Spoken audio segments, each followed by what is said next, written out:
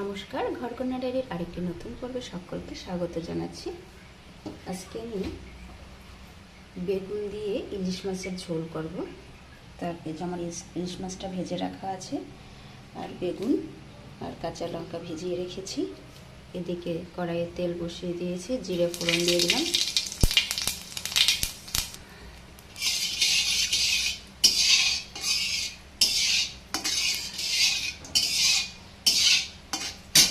এবারে জলটা দিয়ে দিচ্ছি।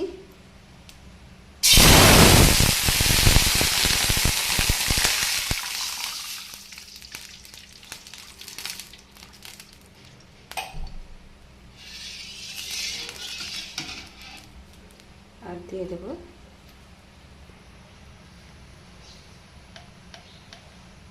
এবারে ঝোলের পরিমাণ বুঝে লবণ দিয়ে দেব, হলুদ দিয়ে দেব,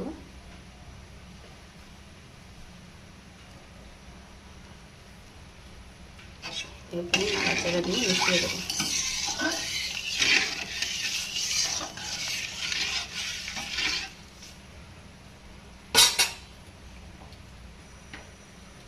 এদিকে ভাত বসিয়েছি।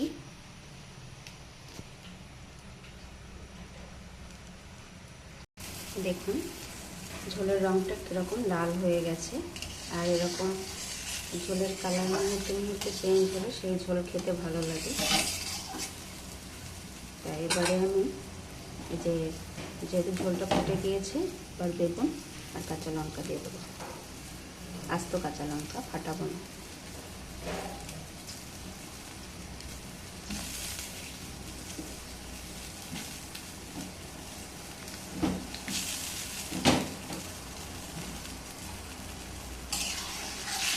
এবারে ঢাকা দিয়ে দেবো, আর একটু পরে দেখবো ঝোলের কালার আবার অন্যরকম হয়ে গেছে।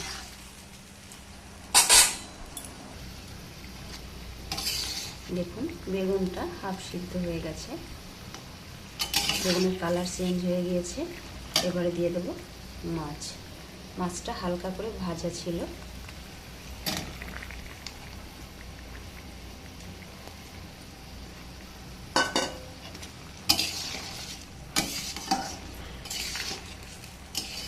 আবারও ঢাকা দিয়ে দেবো।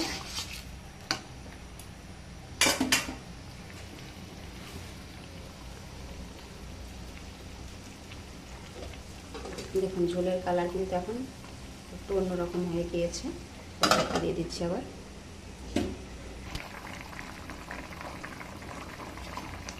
দেখুন আমার ঝোলের কালার কিন্তু পুরোপুরি চেঞ্জ হয়ে গিয়েছে, একদম হলুদ হয়ে গিয়েছে। আর এখানে বেগুনও কিন্তু একদম সিদ্ধ হয়ে গেছে।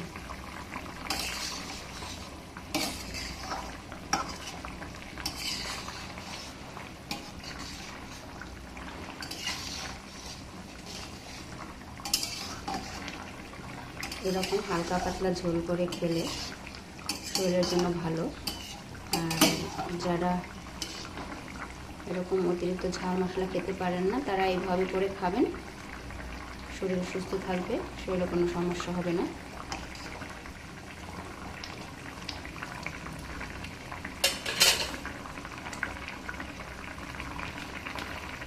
আর একটু ফুটিয়ে আমি ঝোলটা নামিয়ে নেব।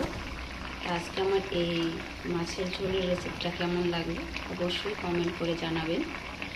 আমার এই রান্নাগুলো সবার ভালো লাগবে না, কারণ যারা ঝাল মশলা ছাড়া খেতে পারেন না তাদের তো এগুলি ভালো লাগবে না। আর যারা একদম ঝাল মশলা এড়িয়ে চলেন তাদের জন্য এটা উপযুক্ত একটা রান্না আমি মনে করি। ভিডিওটি ভালো লাগলে অবশ্যই লাইক সাবস্ক্রাইব করে দিবেন, শেয়ার করে দিবেন। আর ভিডিওটি দেখার জন্য সকলকে ধন্যবাদ।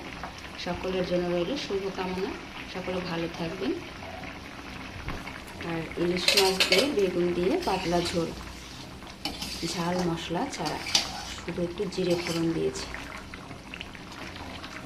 আর ইলিশ মাছ এমনিতেই কম মশলায় রান্না করতে হয়, তাহলে ইলিশ মাছের স্বাদটা ঠিকঠাকভাবে পাওয়া যায়।